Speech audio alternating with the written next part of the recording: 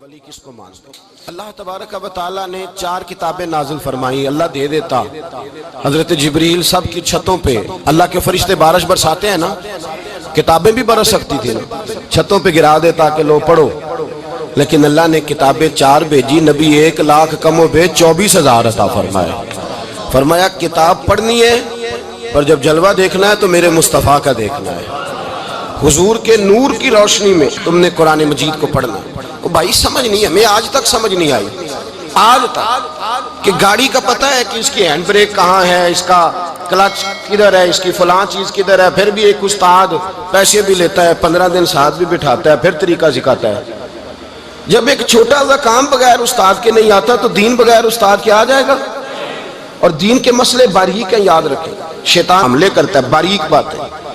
तकब्बुर वाला जन्नत में नहीं जाएगा, रियाकारी वाले की इबादत कबूल नहीं होगी, हसद वाले के अमाल जाया हो जाए, झूठ बोलने वाले को हुजूर ने फरमाया मैं उसे मोमिन ही नहीं मानता। अब ये सारी चीजें जो बातनी नुक्स हैं, ये बीमारियां हैं बातन की। आप अगर दवाई ना लें तो आपके जिस्म की बीमारी नहीं जाती, दरवेश के पास ना जाएं तो आपकी रूह की बीमारी नहीं जाती। झूठ नहीं छूट सकता, बदी नहीं छूटेगी। हमने देखा है थोड़ी देर के लिए लोग मस्जिद आते हैं, नमाज शुरू करते हैं, उम्रा करके आए तो शुरू हो गई, थोड़ा सा हज कर लिया शुरू हो गई, खुदा न खास्ता घर में किसी का इंतकाल हो गया तो नमाज शुरू हो गई, तो ठीक करें।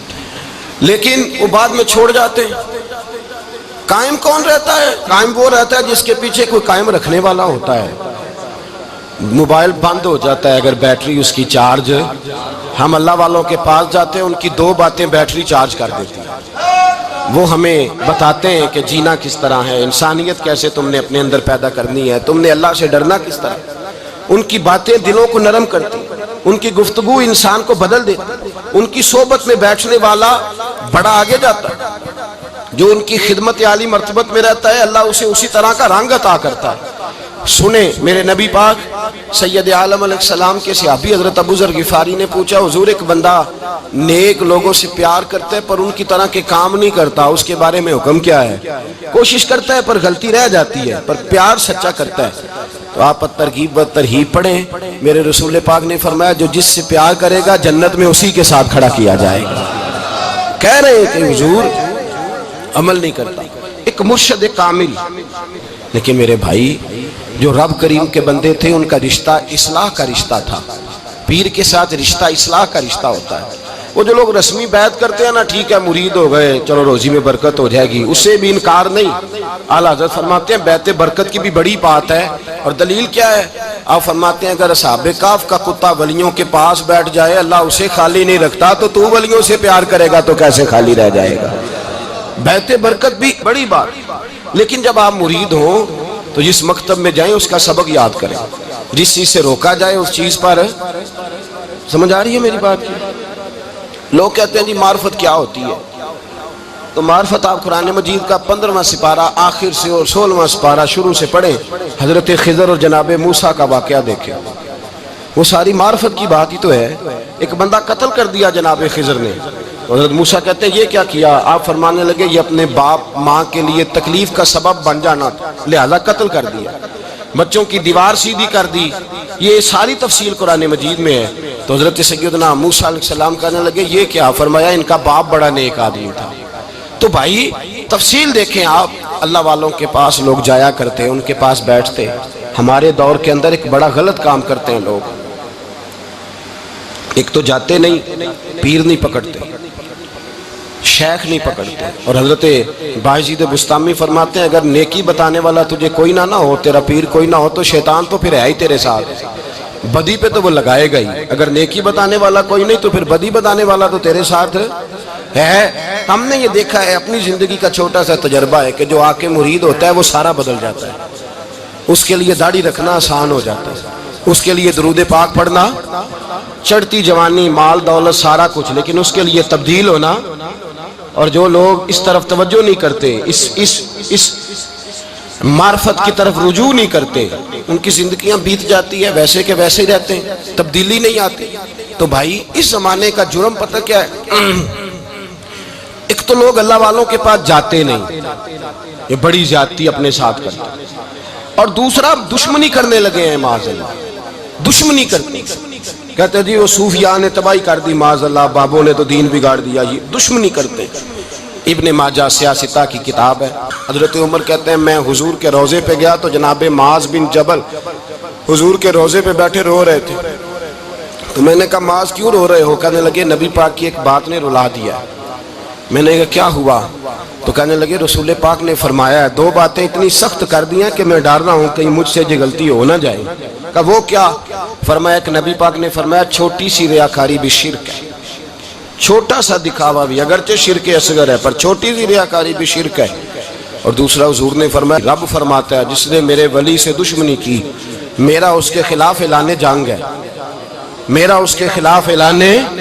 दो जुर्म ऐसे हैं जिनके बारे में अल्लाह ने फरमाया मैं तुमसे जंग करूंगा। एक फरमाया अगर तुम सूद नहीं छोड़ोगे तो जंग करूंगा, एक फरमाया मेरे वली से दुश्मनी करोगे तो मैं तुम्हारे साथ, बोलिए मैं तुम्हारे साथ जंग करूंगा, अगर तुम नहीं छोड़ोगे तो मैं जंग करूंगा। तो मेरे भाई समझ लें, औलिया अल्लाह के पास नहीं जाते तो कम से कम दूर रह के प्यार तो करें, दूर रह के प्यार तो करें, प्यार तो करें उसके साथ। और अल्लाह के वलियों की दुश्मनी बड़ी खतरनाक होती है। अब ये जो हजरत माज रो रहे थे ना, तो उसकी शरह में हजरत हकीमुल उम्मत ने लिखा है, हजरत माज कहने लगे कि मैं रो इसलिए रहा हूँ कि ऐसा ना हो कि मैं किसी बंदे की बेअदबी कर दूं और वो अल्लाह का वली हो। तो मैं रो रहा हूँ कि कहीं कोई बात ना मुझसे निकल जाए। लोग फार फार बातें करते हैं, फार फार लोग एक मिनट के अंदर बड़े बड़े लंबे चौड़े एतराज़ात करते हैं। तो भाई अल्लाह के वलियों के साथ प्यार करें, उनकी सोहबत में जाएं, उनके पास बैठें, उनकी संगत इख्तियार करें, उनसे अपनी रूह और कल्ब के लिए दुआई खरीदें, जो वो परहेज बताएं वो परहेज करें। फिर देखिए अल्लाह तबारक व तआला आपको नमाज में इत्मीनान अता करेगा, कुरान पाक में दिल लगेगा, दुरूद व सलाम का मौका मिलेगा। और अगर ये काम नहीं करते फिर मुखालफत करेंगे। फिर क्या करते हैं लोग? एक बुजुर्ग गुजरे हजरत अबू सईद अब्दुल्ला उनका नाम है, बगदाद में पढ़ते थे। और खुशकिस्मती ये है कि हुजूर गौसे पाक के क्लास फेलो थे, हुजूर गौसे पाक के साथ पढ़ते। हजरत अब्दुल्ला फरमाते हैं कि मैं भी पढ़ता था तो एक बड़ा लायक स्टूडेंट था, उसका नाम था इब्ने सका, वो भी पढ़ता था। फरमाते हैं बगदाद में शोर हुआ कि एक मोहम्मद गौस नाम के बुजुर्ग आए हैं बगदाद। उनकी करामत यह है कि वो एक मिनट के लिए मौजूद होते हैं और अगले मिनट वो गायब भी हो जाते हैं। फरमाते हैं शौक पैदा हुआ, मैं हजरत गौसे आजम शेख अब्दुल कादिर जिलानी और इब्ने सका हम तीनों निकले बाबा जी से मिलने। और ये आज से 1000 साल पहले की रवायत है। कहते हैं हम सबक भी पढ़ा करते थे और का दीदार भी करा करते थे, हम दीदार भी करते थे अल्लाह के वली, दोनों काम करते। फरमाते हम दोनों जब तीनों निकले ना तो इब्ने सका रास्ते में कहने लगा बड़ा वली बना फिरता है माज़अल्लाह, ऐसा सवाल करूंगा उसे जवाब ही कोई नहीं आएगा। आप फरमाते हैं मैंने कहा नहीं जी मैं सवाल तो मैं भी करूंगा, सवाल तो बोलिए सवाल तो मैं भी करूंगा, पर मैं देखूंगा वो जवाब क्या देते हैं, देखूंगा। कहते हम दोनों बात करके खामोश हुए तो हजरत शेख अब्दुल कादिर की तरफ नजर डाली, कहा आप नहीं सवाल करेंगे? तो गौसे आज़म फरमाने लगे मैं सवाल नहीं करूंगा, बस रब के बंदे का दीदार करूंगा, बस अल्लाह के बंदे का दीदार करूंगा। और फरमाते हैं कि हम पहुंचे बाबा जी के कमरे में, गए तो बाबा जी मौजूद थे, हम जाके बैठे तो बाबा जी गायब हो गए। थोड़ी देर गुजरी तो आए, सलाम के बाद पहले लफ्ज पता उनके क्या थे? कहने लगे इब्ने सका तू क्या कहता था ऐसा सवाल करूंगा जवाब नहीं आएगा? मैं तेरे अंदर से कुफर की बू देख रहा हूं, कुफर की बू देख रहा हूं, तो रब के बंदे से दुश्मनी करता है। और फरमाने लगे ओ अबू अब्दुल्ला तू कहता था कि मैं देखूंगा वो क्या जवाब देते हैं। फरमाया तू काफिर तो नहीं होगा पर दुनियादार जरूर हो जाएगा।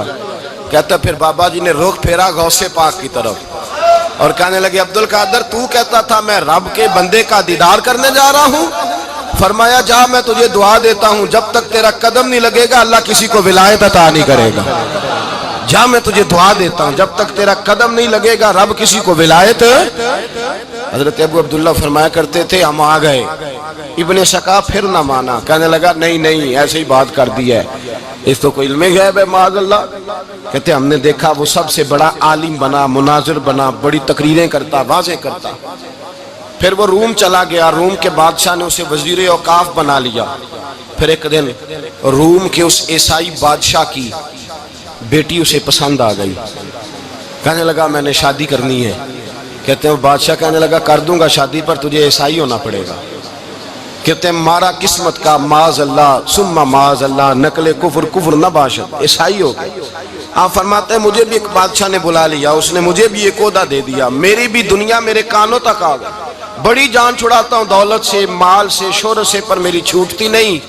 आप फरमाते हैं होश इस दिन आई जिस दिन बगदाद के मिंबर पर बैठकर और 70,000 के मजमे में खड़े होकर गौसे आजम ने फरमाया आओ भाई, जिसने विलायत लेनी है अब्दुल कादर के पास आओ, मैं कदम रखता जाऊंगा, अल्लाह विलायत अता करता चला जाएगा। आओ मेरे पास, मैं विलायत देता हूं। हर मुश्किल दी कुंजी यारो हथ मर्दां दे आई, ते मर्द नजर करे जिस वेले मुश्किल रहे ना काई। लोग दुश्मनी करते हैं, अल्लाह वालों से अल्लाह मिलता है, अल्लाह के बंदों से मार्फत का हुसन मिलता है। अल्लाह के बंदे बैत अपनी करते हैं, झुकाते अल्लाह की बारगाह। अल्लाह तबारक व तआला के बंदों के पास बैठने से रसूलुल्लाह का प्यार मिलता है। अल्लाह के बंदों की सोबत हुजूर के दरवाजे तक ले जाती है। रब करीम के बंदों की सोबत आजिज़ी सिखाती है। अल्लाह के बंदों के पास बैठने वाले अल्लाह अल्लाह करने लगते हैं। रब करीम के बंदों के पास बैठने वालों को सजदे का नूर हासिल होता है। और मेरे भाई, अगर तूने किसी के हाथ में हाथ दिया हो तो मिलेगा क्या? मिलेगा क्या? ख्वाजा निजामुद्दीन महबूब इलाही रहमतुल्लाह अलैह खड़े थे, तो एक आदमी हलवाई की दुकान पे कुछ चीज लेने आया। कोई दरवेश सादा सा आदमी छोटी सी मस्जिद से निकला, हलवाई से कहा दे दे। हलवाई कहा चल दौड़ जा, तू रोज आके खड़ा हो जाता है, जब सारे आते हैं तब आया कर। गरीब गाहक था ना, तो हलवाई ने झिड़क दिया। उस दरवेश को जोश आ गया, कहने लगा मेरे साथ बदतमीजी न करना, वरना मैं तेरी दुकान उलट के रख दूंगा, मैं तेरी दुकान उलट दूंगा। कहने चल दौड़ जा, बड़े देखे हैं तेरी तरह के दुकान उलटने वाले। हजरत निजामुद्दीन महबूब इलाही गुजर रहे थे, हलवाई की नजर पड़ी तो दौड़ के दस्तबोसी करने आया। कहने लगा हुजूर अस्सलाम वालेकुम। आप फरमाने लगे इसके साथ बात अखलाकी ना कर, तेरी दुकान वाकई उलट जाएगी। कहा हुजूर किस तरह? ये तो ऐसे ही सादा सा है। आप फरमाने लगे ये भी सादा है, इसका पीर भी इसी तरह का है, पर दादा पीर बड़ा बाकमाल है। वो जिसके हाथ में उसका हाथ है वो बड़ा बाकमाल है। फरमाया वो तैयार खड़ा है। वो कहता है चलो नलायक हुआ तो क्या हुआ, बच्चा तो हमारा ही है ना। कह देगा तो उलट देंगे, बच्चा तो हमारा ही है ना। मुझे दुश्मनों न छेड़ो, मेरा है कोई जहां में, मैं अभी पुकार लूंगा, नहीं दूर है मदीना। यहाँ कोई लावारिस लोग बसते हैं, खुदा के फजल से हम पर है साया गौसे आजम का, हमें दोनों जहां में है सहारा गौसे आजम का। खुदा देगा मुनादी हश्र में ये कादरियों को, कहाँ है कादरी कर ले नजारा गौसे आजम का। और इससे मुराद हर प्यार करने वाला है, सिर्फ सिलसिले में आने वाला नहीं, हर प्यार करने वाला कादिर। भाई समझ ले, याद रख, इस बात को परखे। अल्लाह वालों की सोबत तो इंसान को कमाल कर देती है, वो तो नवाज देती है, वो तो नूरन। एक बात और है, कुछ लोग कहते हैं कितनी फर्मा बरदारी करनी चाहिए पीर की। मैंने कहा वो रूहानी तबीब होता है। एक डॉक्टर से दवाई लेके बंदा एक डॉक्टर से दवाई ले तो फिर साथ अगली दुकान पे भी चले जाना चाहिए। क्यों जी, की पता किथों राम आ जाए। एक से दवाई ली, फिर साथ ही अगली दुकान पे, फिर उससे अल्लाह जाने कहीं से शिफा मिल जाए, किधर से शिफा मिल जाए। और भाई ऐसे नहीं होता। दवाई तो एक हकीम से खाएगा, एक डॉक्टर की खाएगा, जो परहेज बताएगा वो परहेज।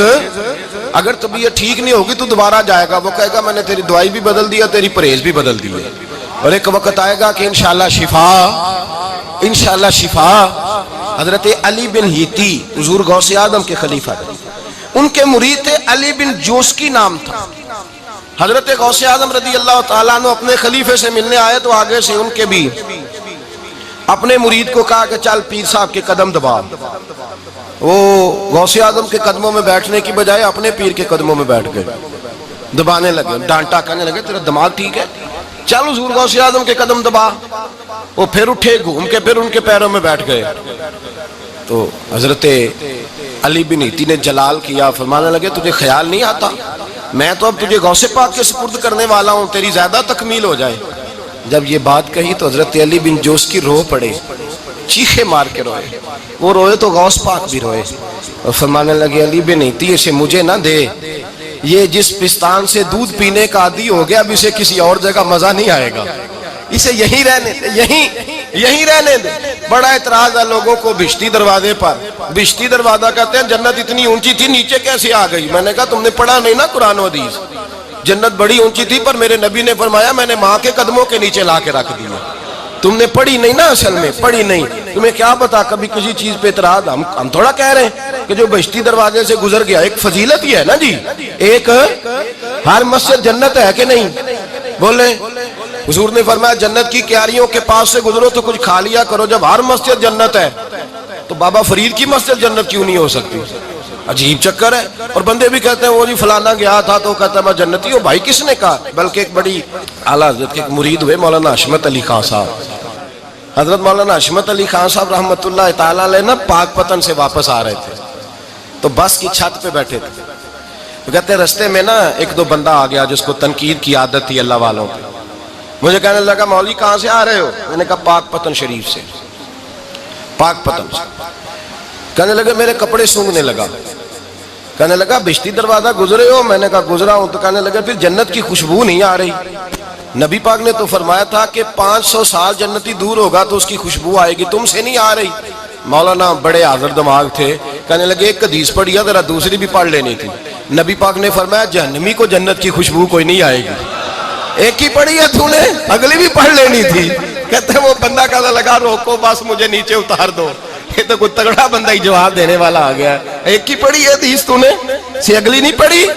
शेख की खिदमत, शेख की खिदमत नवाज देती है।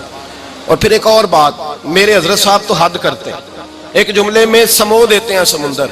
किसी ने कहा हजरत जी सारी जिंदगी बंदा किसी की खिदमत करता रहे अल्लाह का बंदा समझ के, वो अंदर से जल ही निकल आए तो फिर तो आप फरमाने लगे हमने बंदे की खिदमत नहीं की, अल्लाह के बंदे की है, तो अजर किसने देना है? बोले अव्वल तो ऐसा होता नहीं, अव्वल तो ऐसा तलब पैदा करें। आज लोगों में तलब नहीं, कहते हैं बढ़िया जगह ते गया मिले कुछ नहीं। मैं कहते तेरे ते तलब नहीं पाई, तलब हो तो खाने का मजा। आला हजरत फाजिल बरेलवी का पीर खाना मारा शरीफ, वहाँ के एक बुजुर्ग थे आले मोहम्मद उनका नाम था। उनके पास एक बंदा आ गया, पढ़ा पढ़ा लिखा बड़ा सियाना। कहने लगा बाबा मैंने बड़ी खानकाएं बड़े आस्थाने देखे, पीर कोई नहीं मिला। आप मुस्कुराए, आप फरमाने लगे तेरी नीयत ही नहीं थी पीर पकड़ने की, इरादा ही कोई नहीं तेरा, तेरा प्रोग्राम नहीं था, वरना तो बड़े बड़े कामल लोग हैं, तेरे अंदर तलब ही नहीं। अंदर कुछ है खाली होगी तो कोई मार्फत का नूर आएगा, तू खुद भरा हुआ है। कहने लगा जी बड़ी तलब है। आप फरमाने लगे तुझे कहा है ना कोई नहीं? कहने लगा हुजूर है। आप फरमाने लगे चलो रात सो जाओ, खानकाह पे सवेरे बात करेंगे। मुरीद को कहने लगे इसे 5 किलो मछली दो अच्छी बना के। मुरीदों ने मछली दे दी, पानी कोई नहीं दिया।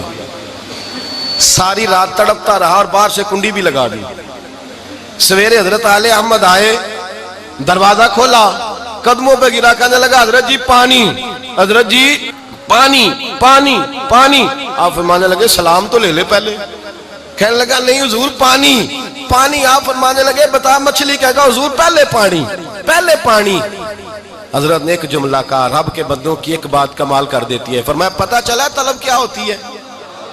पता चला तलब क्या होती है? कहने लगा सोनिया लग पता गया है क्या होती है, लग पता गया है। आपने पानी भी पिलाया, मुरीद भी किया, और जब सीने से लगाया तो फरमाया जा तूने तलब पैदा की थी, मैंने रब के फजल से तुझे फैज दिया है।